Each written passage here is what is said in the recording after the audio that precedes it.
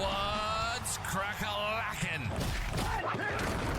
Welcome in to My Mind is a Weapon Fantasy Football Show. Welcome into episode 44, everyone. I am your host, SleezBall. Tonight's episode is going to be my wide receiver stardom sit-em for every single matchup for week 2. Now, before we dive into it, guys, make sure you smash that like, make sure you hit that subscribe button and turn that bell on so you know when I'm live for every single live stream. I'll be live tomorrow, 2 hours before the game, going over stardom, sit-ems, trades, DFS, everything like that. And also, guys, I'm going to show you my transparency of my tweets before last week for stardom sit-ems as well, because I like to show my work so you guys can see how if I hit or miss, and then I can be better for you guys every single week to try and help you guys win. Now, let's dive into the stardom sit-ems.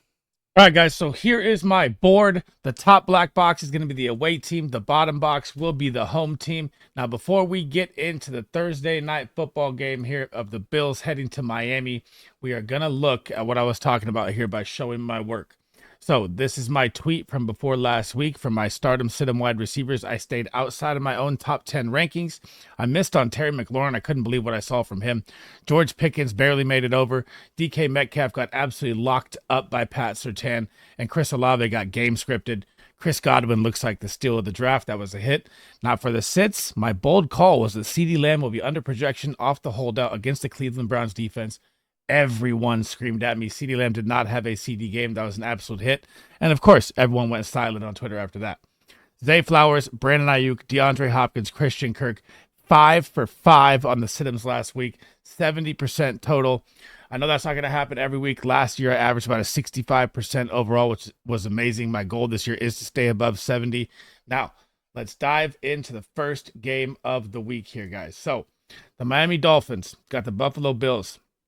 And I'm going to do this one a little different because this wide receiver room is so hard to decipher, right? So why I like Curtis Samuel this week off a bad game last week. So the Dolphins going to have Jalen Ramsey on the outside. And who are they going to have on the other side? Kendall Fuller. These guys are going to be on Khalil Shakir and Keon Coleman. I think this is going to be a game from the slot. But honestly, I really don't like this matchup for the wide receivers. It's too much of a roulette nightmare wheel here, and I don't know who's going to pop. And Dalton Kincaid has owned the Dolphins for the past 2 times he's played him, so I'm expecting a bounce-back game for him. I honestly should have him all in yellow, like as a teeter-totter, maybe start, maybe sit. But if I had to pick one, I'm going to go with Curtis Samuel in this game. Heading over to the Dolphins side, this is a no-brainer every single time. If you have either Jalen Waddle or Tyreek Hill, you're starting them every single week. Malik Washington, even with OBJ on the IR for 4 weeks, nothing special to see here. He can hit a bomb. You're not going to start him in a IRL league like that unless you're like 32-man, triple flex league or something like that. But you're starting every single Dolphin no matter what in this game. I expect it to be a shootout game here. The Raiders are taking on the Ravens, and this game is one of those games where I'm going to go all in on the Raiders receivers here. I'm going to go Devontae Adams and Jacoby Myers are going to be startable. I'd say Jacoby Myers is flexible this week purely for this reason only. I think it is going to be a Ravens game where they get ahead. I think the Ravens are going to pound Derrick Henry a lot. I hope they don't take a lot of time of possession away like the 49ers-Jets game. They just took the Jets off the field. I could see that happening here. That would really hurt the start and sit with Devontae Adams and Jacoby Myers. But Gardner Minshew spread the ball out more than I thought. I think, the targets were dead even between everybody. It was like 8, 6, 7 between Brock Bowers, Jacoby, and Devontae. I expect Devontae to get in that locker room, show his leadership, and he's going to demand his targets in this game. And I think he's going to eat a lot of points here in this game where they're behind. On the Ravens side, I had Zay Flowers as a must-sit last week. That was a hit. This is a Mark Andrews game right here. Everyone's going to be on the Isaiah Likely train, thinking that Isaiah Likely is going to ball out. He's the number 1 waiver. I should use all my fab. It's week 1, guys. Mark Andrews is an elite top-tier tight end. He did have a car accident in the offseason coming off injury. He is going to reinsert himself this game right here, right now. Just go buy low on him right now if you can. I'm telling you, this is going to be the Mark Andrews game. Everything is going to be quiet on the Isaiah Likely front after this. But I do think Isaiah Likely is still going to be involved, guys. He played the same amount of snaps. They line him a wide receiver. They line him in the backfield, which is crazy. He's still going to be out there. I like Isaiah Likely as a top 15 tight end. But he's not Mark Andrews, guys. Come on. A game I am dying to see and hoping that it is a bounce back game for the Cincinnati Bengals. I'm not going to call them to win this game. I think they're going to be 0-2 when the panic button really starts to hit here. But this is going to be a Jamar get silly chase game. Now, I have T. Higgins in green and Jermaine Burton in yellow. If T. Higgins is out there, I want to start him. He looks doubtful. I don't know if it's an injury or if this guy is just playing off, not wanting to play, or what the deal is going on. There's a lot of speculation in Cincinnati. If he's out there, I'm starting him. Jamar Chase, as a start. Jamar Chase fed out of the slot in his first week. He got 4 of 6 receptions in the slot, 6 of 6 receptions, 63 yards. The game, he hasn't been with the team. He hasn't been with camp. The game got away from the Bengals in the worst of ways. They fumbled at the 1. They fumbled a punt return, and the Patriots came out on top with one of the flukest wins of the year.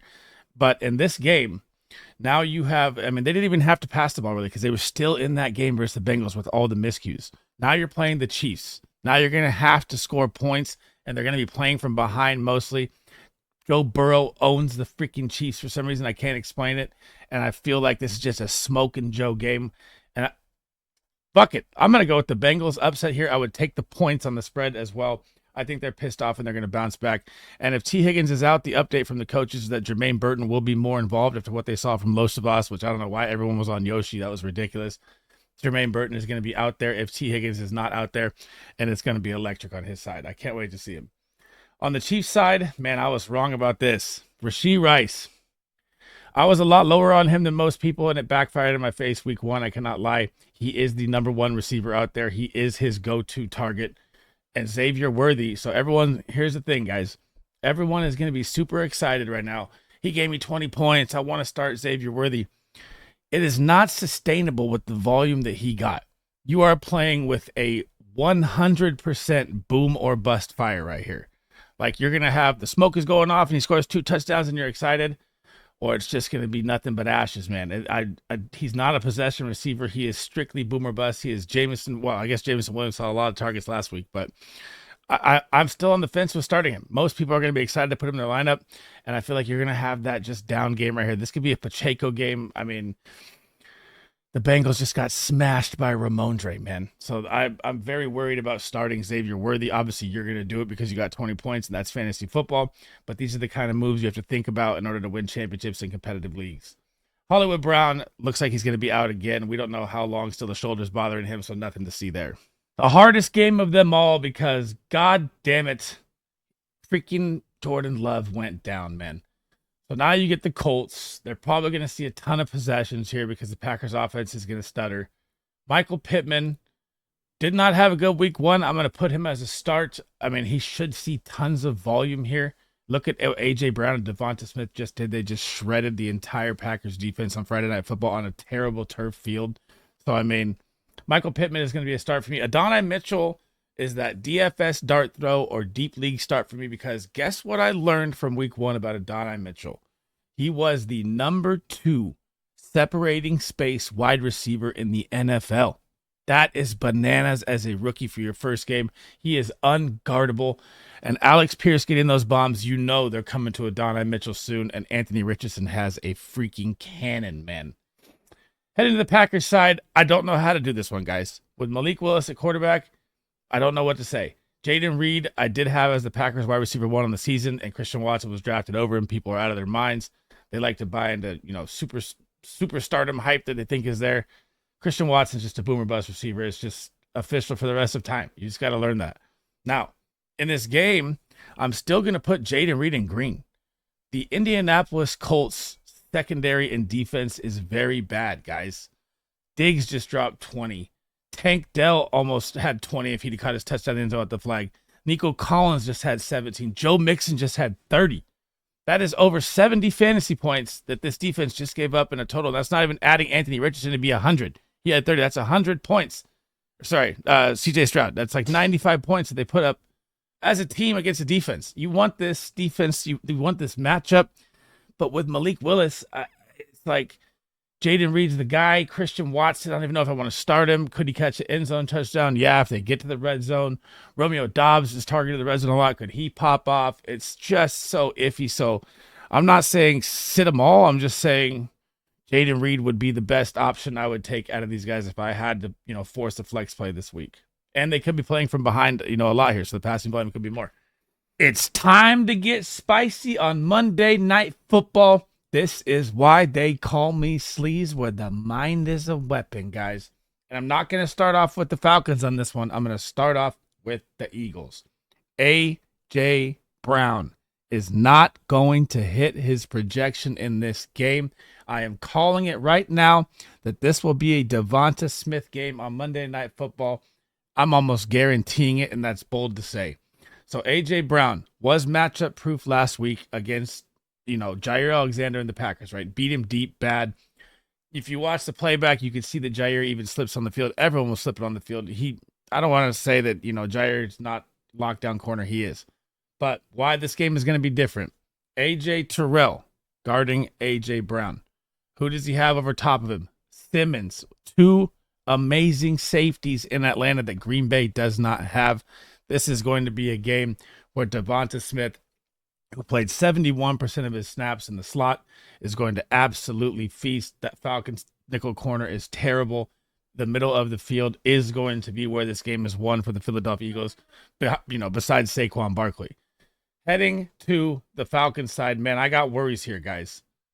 If Drake London doesn't pop off in this game versus the very young secondary of the Philadelphia Eagles that just gave up the number one wide receiver in football to Jaden Reed, 33 points.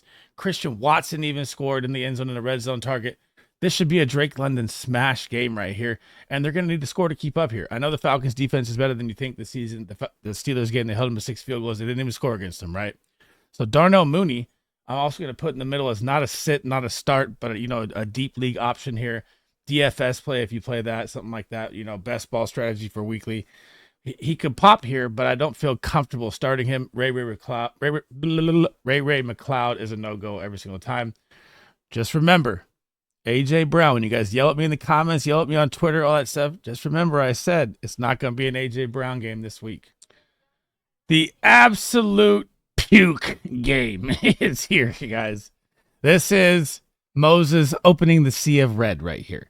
The Steelers are headed to the Denver Broncos. And we're just going to go like this, and we're going to talk about it. Why? All red, the sea of red. George Pickens, one of my favorite guys to draft, target share monster. The only weapon on the team is now going to get Patrick Surtain. And if you just saw what Patrick Surtain did to DK Metcalf, who is a bigger body, faster specimen than George Pickens, you're not going to want to start this guy. Pat Surtain is probably the second best man-to-man corner besides Sauce Gardner, and it's going to be a nightmare out there for him. Van Jefferson, Calvin Austin. Let's not talk about it. Broncos side. I just implore you to go to the player prop right now for Bo Nix and his passing yards in this game. It is at 148 total yards, the lowest I've probably ever seen in Pick'em history. This Steeler defense is insane. Bo Nix, I pray that you make it out of this game alive. This is going to be brutal. Like I said in any of my previous videos, you're not starting any Broncos this week, and you should never be starting Javonte Williams anyways. I just like to throw that in every time just to get a little kick out of it. But, I mean, this is going to be a grunge fest. Russell Wilson, Najee Harris, Pittsburgh defense, field goal game.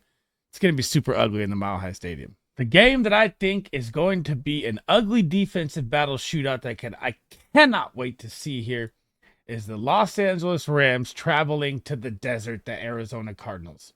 Now, first off, we got to talk about this before we dive into the game. If you follow any of my content from the beginning of this season or the off season or training programs, whatever is going on, I've been preaching all year long that Cooper Kupp healthy is going to outproduce Puka Nacua at a better value. Yes, now Puka is hurt, but if you saw the beginning of the game, how the targets were already working, it was already leading toward Cooper Kupp 100%. Now, Cooper Kupp last week when Puka went out saw 21 targets.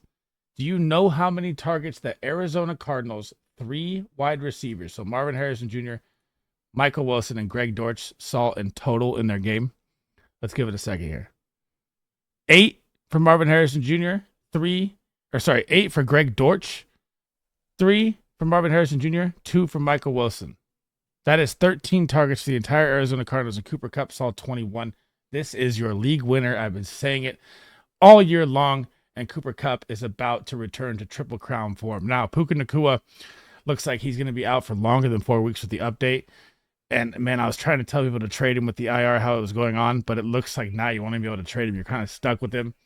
But if I'll give any advice, if you can trade him, I'll go get Brian Thomas Jr. right now. Demarcus Robinson, interesting ad here. Demarcus Robinson might be flexible just depending on how much Cooper Kupp is going to draw. And he's not a bad play anytime. You could also even look into Jordan Whittingham, see how it goes. I call him Lil Whit. See if he's on your wire, possible deep throw right here. But I think Demarcus Robinson may be flexible this week, and I'm okay with it in actual 12-man leagues. Down to Marvin Harrison Jr. Now, he's got to wake up here, guys. I mean, Marvin Harrison Jr., you drafted this guy in the first round, and he was a ghost. I made a crazy call before the season. I made a call that Greg Dortch would see the most targets out of the wide receiver room for the Arizona Cardinals. I know it's week 1, but he has a nice jump start on it, and I started him in my league last week over Chuba Hubbard, and everyone, oh, yeah, bow. Look what happened. Greg Dortch is the trusted guy for Kyler Murray. I'm okay with you flexing Greg Dortch this week, plus you get the punt return double dip. Michael Wilson saw the touchdown, but didn't see the volume, and I don't think that's going to change much here. I think Greg Dortch is going to be the the third option. It'll be Trey McBride, Marvin Harrison, then Greg Dortch. But I don't think Michael Wilson, he's going to be touchdown dependent. I still have him as maybe if you need a dart throw or DFS play throw, he can find the end zone, but the volume is not there. The take flight New York Jets bounce back game is here. They get the Tennessee Titans in Tennessee, and you didn't really get to see the Jets offense on Monday Night Football play against the 49ers. So when you saw Garrett Wilson and Breece Hall out there, their volume was through the roof. And I don't care what the matchup is. These guys, honestly, to me, these three are matchup proof these two with Breece Hall and Garrett Wilson, because they're going to be all they have out there. I know Allen Lazard had his freak game. I'm not putting Allen Lazard on this list. You shouldn't be picking him up off the waiver wire. I know he's trusted with A-Rod, but I'm never starting that guy. I don't feel comfortable doing it. Now, Garrett Wilson is going to draw Snead, one of the best lockdown corners in the league. But I feel like in this game, the Jets are going to have so much more volume and so many more opportunities than they did against the 49ers. I mean, the 49ers doubled their time of possession. They doubled the plays they ran. You barely even saw the Jets offense out there. The defense was so tired they couldn't even keep up. Shanahan coached an absolute gem against the Jets without CMC. It was absolutely astronomical how that game went. Now, heading to the Titans side, I'm still going to put Calvin Ridley on a start. Now, I know you're going to get Sauce Gardner and DJ Reed, probably the best duo corner in the league. They just literally got smashed by the 49ers in the run game. In the pass game, it was a little different. I said sit Brandon Ayuk. Debo played a little XZ factor kind of running back style. You saw Kittle get a couple catches, but nothing was spectacular. They're still lockdown corners, but DeAndre Hopkins is still hurt. They're saying he's going to be more ramped up this week. He only saw one target last week. I don't think DeAndre Hopkins is going to be that much more ramped up this week. I don't feel comfortable starting him. Calvin Ridley saw 7 targets.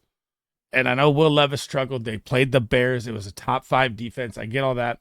But I still like volume, and I'm still saying that Calvin Ridley is flexible 100%, maybe a wide receiver 2, depending on how your roster is, how much depth you have or how the roster is constructed. But I'm okay with it. I know he didn't do much with it. He only had 3 catches for 50 yards. But still, Calvin Ridley can always get a bomb, and he's always a red zone threat that people don't understand how many red zone targets he had last year. It was phenomenal. The nightmare wide receiver ranking game is the Chicago Bears Sunday Night Football headed to the Houston Texans. And this is my second bold call of the week, guys. It is going to be that Nico Collins is going to be a sit-em for me this week. Projected for 16 points this week. But what people don't realize is that they are going up against Jalen Johnson, an absolute lockdown travel corner that is a nightmare for every wide receiver. I think he was PFF ranked second for the season started. I would take Surtain over him because Surtain, what he showed me, against DK Metcalf was out of this world. But Jalen Johnson is as elite as it gets. This Bears defense is going to get after Caleb Williams. And if you saw anything from Caleb Williams, he looked inaccurate. He looked terrible. I had Caleb Williams as a do not play. He was 14 for 29, guys. DeAndre Swift only had 30 yards on the ground, and they still won the game. Why? Because this defense is insane. This defense is going to keep them in every game. This is one of the games I don't think they do. This, to me, I still have Stephon Diggs as a stardom here, But I'm going to say that this is the Tank Dell game here, guys. This is going to be the absolute smash Dell game. I just know it. He had more targets than everyone last week. It's not going to show up in the stats. It says his 7 targets to Nico's 8, but he had 3 flags called where he was targeted on the play. So he is Nico's guy. And it's like people underestimate this because he had an injury, and I just don't understand it. I know that there's all 3 of these wide receivers are good. I'm not saying that. I've just always been on the Tank Dell train all the way. And now he's going to get Kyler Gordon, the nickel back. He ranks as like one second or third worst nickel. This is going to be the absolute smash Tank Dell game here, and I'm calling it right now. Heading to the Bears side now. So it looks like Rome Odunze is going to be week to week with a mild knee sprain. Probably 2 weeks is the way it looks like. I'm not a doctor. I'm not sure. I'm just getting the information that I get. Now, why I have Keenan Allen on top above DJ Moore is because Keenan Allen, I try to tell everyone all year, will be the security blanket for who? Caleb Williams. And guess what? You saw it in week 1. He had 11 targets. Only caught 4 of them because Caleb Williams was so inaccurate. It was insane. DJ Moore had 8 targets and only 36 yards to Keenan Allen's 29. It was a very ugly game. The Tennessee Titans just have Ladarius Sneed, and he can lock up DJ Moore. I mean, it was just ugly to watch from Caleb Williams all around. If this game goes bad again, I'm going to be really, really worried about the Bears receivers and Caleb Williams after this game.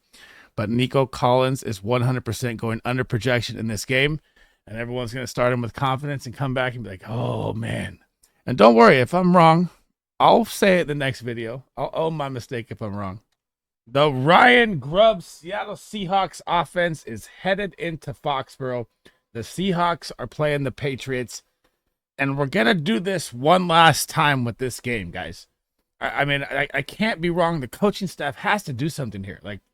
So we're going to talk about the Seahawks first. What I'm arguing about is the Patriots there. DK Metcalf got absolutely locked up. Now he may draw Chris Gonzalez, who just kind of locked up Jamar Chase off his first game back. I'm kind of worried about DK, but it's still DK freaking Metcalf. Go get the ball. I'm going to start DK here in this game. Should be a smash game here. I'm even going to start Jay Season. And yes, they looked at Tyler Lockett more, but you got to get your playmaker involved. They have to get these guys involved. If Tyler Lockett is leading the way as your receiver, it's terrible.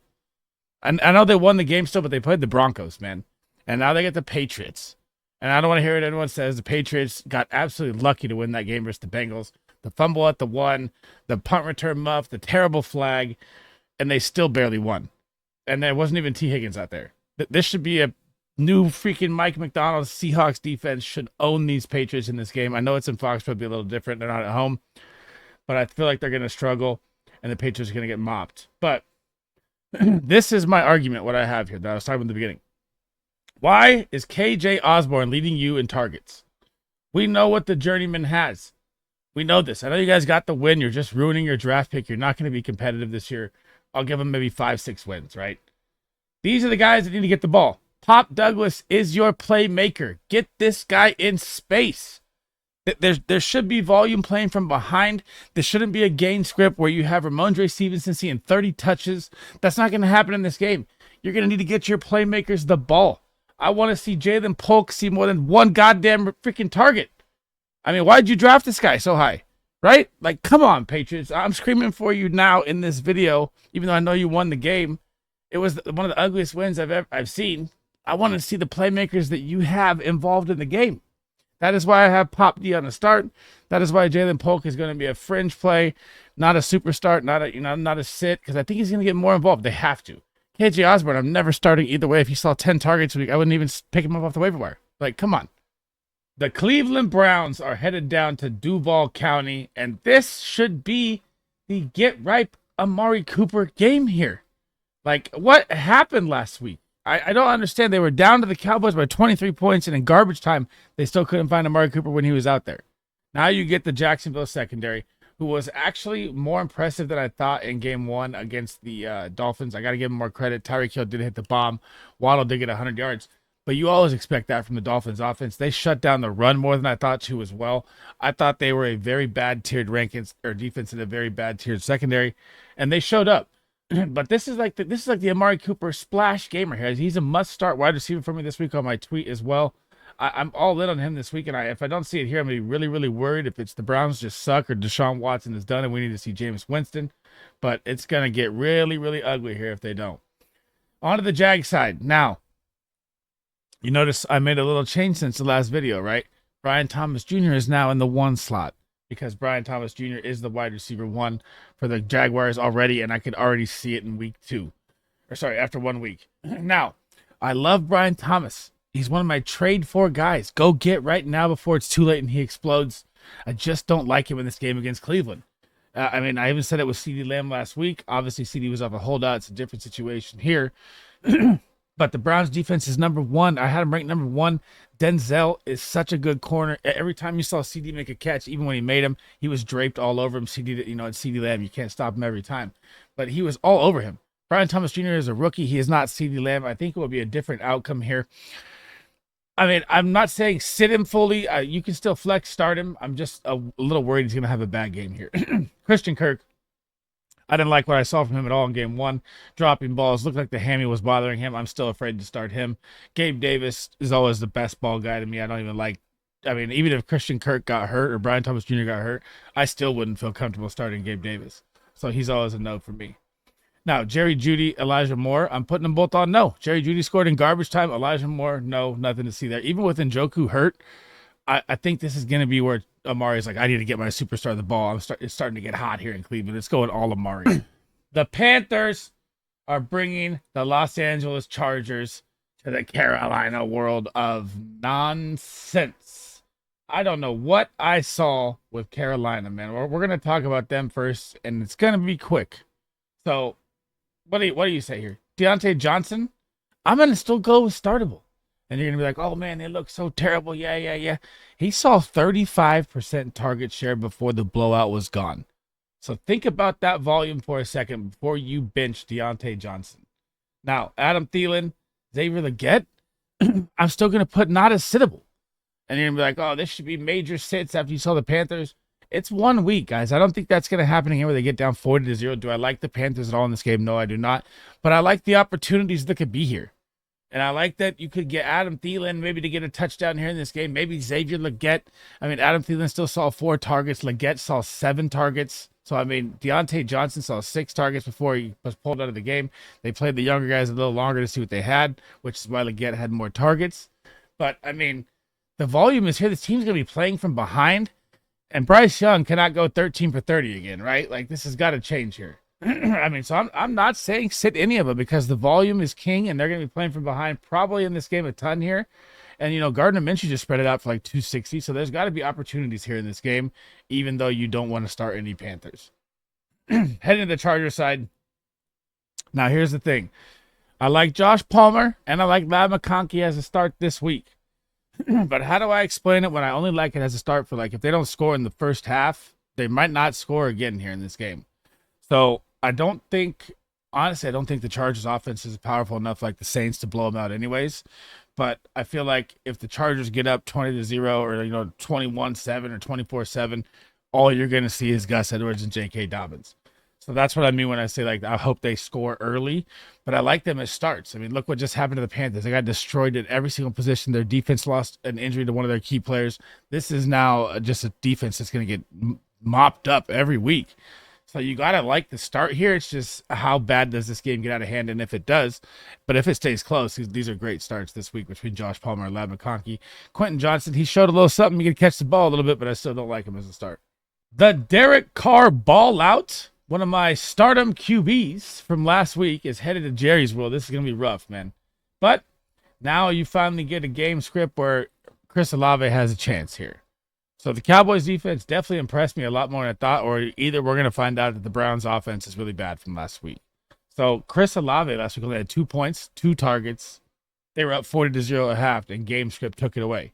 So if you remember what I was saying earlier in the video where I said, when you're playing the Panthers, you got to score before half. That's what happened here with Chris Olave. You didn't even see him or Kamara at all in the second half. Derek Carr wasn't out there. And they still, that's what scares me. The Panthers still didn't move the ball. But Chris Olave in this game is playing the Cowboys. They're not going to be blowing him out. He will draw digs. The Cowboys defense looks way better. But now you're going to get volume, which he didn't have in week 1 because it turned into a ground and pound. Jamal Williams had 20-point game, man. Come on. Buy low right now on Chris Olave if you can, 100%. A.T. Perry could be out there. He's more of a deep ball guy, just like Rashid Shaheed. They're going to catch a bomb or not, and that's about all you're going to get from them. I like volume plays. They're a risk play for like DFS or like a deep man league. Heading to the Cowboys side now. That was such a good call on CeeDee Lamb last week. Everyone was yelling, screaming comments. I was like, he's going to be under projection, man. He's not going to have a CD game. Oh my God, he didn't. I got to toot my own horn a little bit. That was a great call. Now, CeeDee Lamb is ramped up to 100%. If you've seen the updates, which could have told you last week that he wasn't on a full snap count, which was all right there. But I digress. Brandon Cooks, I have in red, and Jalen Tolbert, I have in red in this game. The Saints defense is actually nasty, and Brandon Cooks' volume really wasn't there. He looked okay. He got a touchdown. He is older. I know Dak Prescott hit a beautiful play action pass right over the top. The pass was gorgeous, and he was wide open.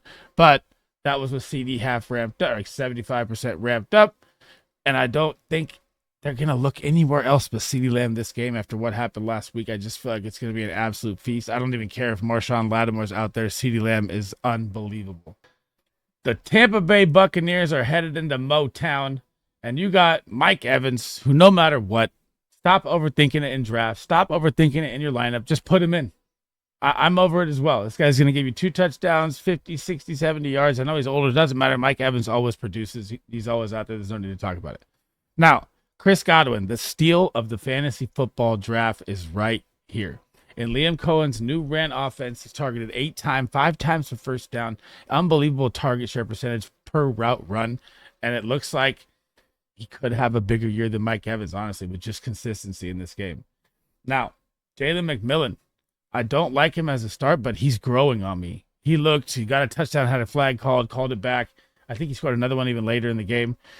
Actually looked really, really good out there, which I've been saying, like, if this is one of the wide receivers, like, I call a handcuff, because you have Mike Evans and Chris Godwin, and if anything happens to them, I loved Jalen McMillan out of Washington before he got hurt. He was way better than Jalen Polk.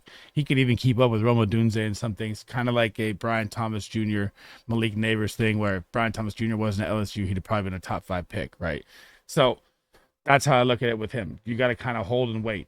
Lions side, Amon-Ra is getting involved in this game, guys. I don't know if it was a Sean McVay absolute coaching gem with a bad defense I thought the Rams had, which most people do still, or they ran the time of possession well enough, or they bracketed Amon-Ra out of the game. He will be fine. I'm seeing all these tweets and questions. Should I trade him? No, it's 1 week. Relax. Now, Jameson Williams. I was wrong here, man. I had J-Mo as a guy I didn't want to target, a guy I didn't even target in best ball. Big mistake so far. He could be the boom that happened because Amon-Ra was, bracketed by Sean McVay's defense at the time. But Jameson Williams saw a lot of volume too, not just the bombs, man. 8 targets is a lot for Jameson Williams. I mean, I don't think he got that in like 3 games last year combined. So now that he popped off once, could be a big sell high moment. But I think it's more of a wait and see, because what if he does it again here and I see a little consistency, then I'm going to be like, all right, J-Mo's him. But still, it's just 1 game for now. Khalif Raymond, I'm not touching it all. No need to go there. The San Francisco 49ers are headed to the Minnesota Vikings that I have in the wrong spot. Let me bring them down.